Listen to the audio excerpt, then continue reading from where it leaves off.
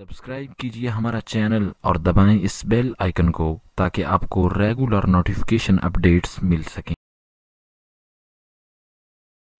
ओ भाई मुस्तामी फरमाते हैं जिन्हों मेरा नाम आंदा होवे वो जन्नती।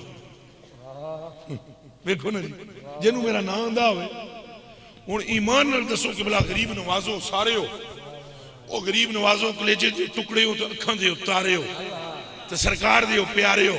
जे भाई यजीद पाक दा नाम आंदा होवे तो दोज़ख विच बंदा नहीं जा सकता जे आमना दे लाल दा आंदा होवे।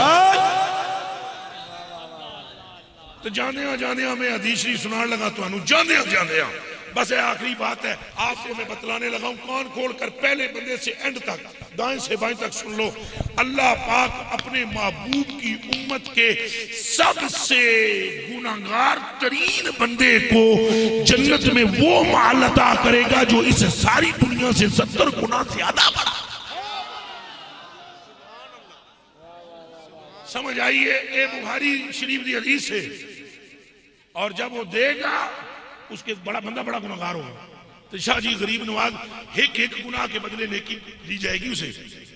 इन्ना लका मकान कुल्ली सय्यतिन हसना, इसने हर गुनाह के बदले नेकी दियो। वो बंदा परेशान के गुनाहों में लिथड़ा हुआ और मेरे गुनाहों पर नेकियां मिल रही है। आवाज लगाई जाएगी चुप कर, गल तेरी नहीं गल सारी सरकार।